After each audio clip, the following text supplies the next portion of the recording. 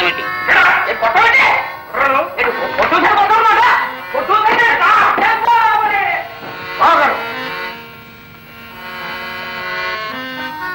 పేదవాడి కోపం పెదవికి చెట్టు.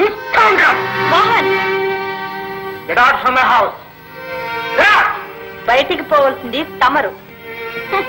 ఇది నా ఇల్లు. ఏమిటా గద్దెంపు? దండలు మార్చుకోగానే తాడి కట్టిన పెళ్ళాన్ని అయిపోయాను అనుకున్నావా? మా ఇష్ట ప్రకారం కుక్కిన పేర్ల పడుండు, లేదా బయటికి పో. పోలీసులకు పట్టిస్తారా? కేసులకు దొరికేట్టు వ్యవహారం చేసామనుకుంటున్నారా? Poor brain. మీకు ప్రపంచ జ్ఞానం పూర్తిగా లోపించింది. మీ ఆస్తి యావత్తు స్వయంగా మాకు రాసిచ్చిన సంగతి మర్చిపోయారనుకుంటారు. మిస్టర్, ఇప్పుడు ఇది మా ఇల్లు.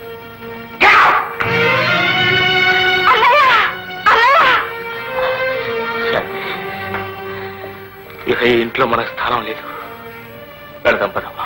కష్టాల్లో కాలిడబోతూ తోడుగా మరదల పిల్లలు బావగారు, ఇక్కడే వదిలేయండి, నేనున్నాగా. అన్నయ్య వద్దన్నయ్య, ఈ హత్య చేసి జైలుకి వెళ్ళి నన్ను దిక్కులేని దాన్ని చేస్తావా? మనం వెళ్ళిపోదాం రా అన్నయ్య.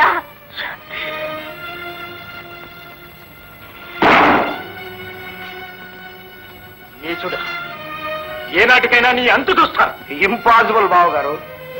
ఈ రాక్షసుడి ప్రాణాలు సప్త సముద్రాల అవతల ఉన్నాయి. దానికి నీకు దారి ఎవ్వరూ చెప్పరు.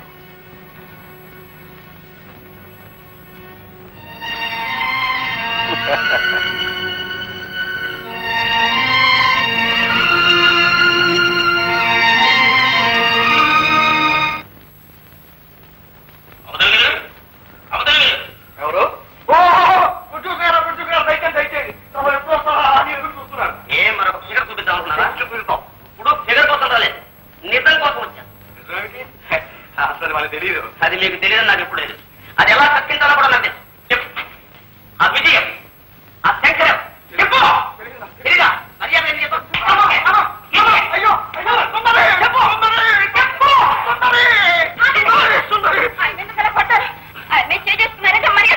ఇప్పుడు నీ మర్యాద మాత్రం ఏం కాపాడుతుండమ్మా వీడు. మీరు పాప పూజ చేసి నెత్తికెక్కించుకుంటుంటే వీడు పాడుపులు చేసి పాపాలు పెంచుకుంటాడు. పచ్చని సంసారాల్లో చిచ్చు పెడుతుంటాడు. నా భర్త మీద నా అప్పనింత అబద్ధం. మరలాంటి వారు కాదు, వారి చేతి మీదుగా ఎన్నో పెళ్లిళ్ళు పేరెంటాళ్ళు చేయించారు. అలాగే విడాకులు శార్థాలు కూడా చేస్తారు. వాడు చేసిన ఘోరాలు చెప్తే మీరేటం.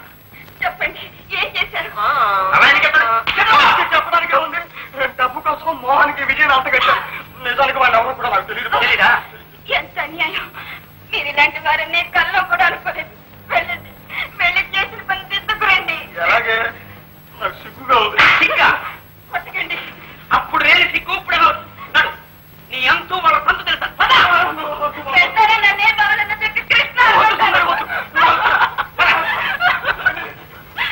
భగవంతుడా, వారిని క్షమించు.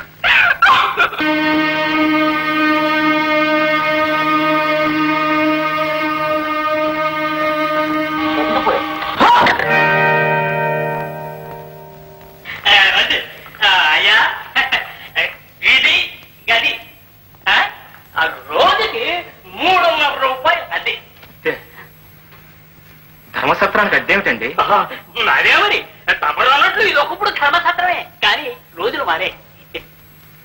సరే, మరి నా మామూలు ఏమిటండి? అదేనండి, అదే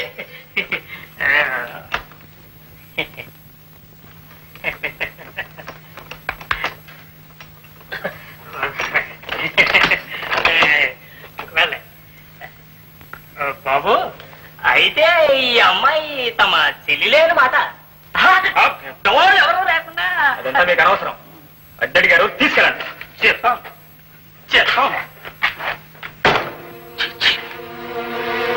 ఆఖరికి అన్నా చెల్లెలని అనుమానించే స్థితికి దిగజారింది ఈ లోకం. రాజు, ఏ విధముగానైనను సుమతిని మన థియేటరు నందు గాయకిగా నుండుట కొప్పించవలే. అలాగే మీరు తిరిగా చెప్పాలా? అదిగో సుమతి కూడా వస్తుంది. నమస్కారం. మీరు కూర్చుంటారు. రామస్వామి కూర్చో. మొన్న రేడియోలో తమ మధురగానము వినియున్నవాడ మిక్కిలి సంతోషించినాడ. ఆహాహా, ఏమి గానము! అదేదో అన్నట్టు సార్. ఇదిగో అగ్రిమెంట్.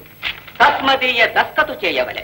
దస్కత్ చేస్తే వెంటనే అడ్వాన్స్ కూడా అడ్వాన్స్ ఏమి కర్మము, మొత్తం రొక్కటే చెల్లించువాడా? అలాగే చెల్లించు. ఇదిగో రొక్కము, స్వీకరింపుడు. ఇక్కడ చెప్పండి, అసలు నాకు గోల్డ్ పనులు ఏం లేదు, నాకు ప్రమోషన్ వచ్చింది తెలుసా? నాకేం తెలుసు, మీరు ఇప్పుడేదో చెప్తున్నారు. రామచంద్ర, మంచి వార్త చెప్పినా ఆ ముఖంలో కాస్త సంతోషం కనపడదే. ఎప్పుడు రొసలాడతావు అన్నట్లు ప్రమోషన్ తో పాటు ట్రాన్స్ఫర్ కూడా అయింది. ఎక్కడికైనా అడగవే? అడగాలేమిటి, చెప్పకూడదా? హైదరాబాద్. నిజంగా? అబ్బా, ఇది కావాలని ఎన్నాళ్ళ నుంచో 1000 దేవుళ్ళని మొక్కుంటున్నాను. అక్కడికి వెళ్తే మనం సుమతి ఒకే చోట ఉండదు. అదే కూడదు, అందుకే చెప్తున్నా. ఎందుకని? మనం అక్కడే ఉంటూ సుమతిని వేరే ఉండిస్తామా? మీకు చెల్లెలనే మమకారం లేదన్నా సరే, సుమతి మళ్ళీ తన భర్తతో కలిసి కాపురం చేసే వరకు మనం ఆ ఇంటి ఛాయలు కూడా వెళ్ళడానికి. అదే ఎందుకు వీల్లేదు అని అడుగుతున్నా. ఈ రాద్ధాంతం తర్వాత ముందు ప్రయాణానికి కావాల్సిన ఏర్పాటు చూడు. పిల్లలు ఇంకా స్కూల్ నుంచి రాలేదు.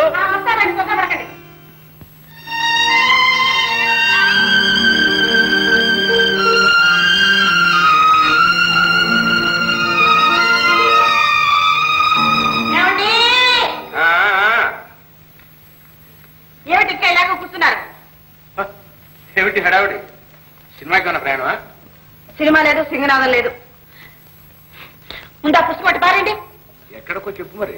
రాధి, రమణ, రెండో త్వరగా. అత్తయ్యని చూడడానికి వెళ్తాం. ఊరు మారగానే మాట కూడా మారిందా? అంటే సుమతింటికి వెళ్ళడానికి వీల్లేదని ముందే చెప్పాను. చెప్పారు, కాదనటం లేదు. కానీ నా మనసు నిలవడం లేదు. సుమతిని చూసి ఎన్నాళ్ళు అయింది. ఒక్కసారి వెళ్ళి చూసొద్దామని. చూసిరమ్మంటే కాల్చి వచ్చే రెక్కను. అది కాదండి. తల్లి ఊరుకో, ఇంతకు ముందు చేసి నిర్వాకం చాలు. తొందరపడే దాని కాపురంలో నిప్పులు పోసావు.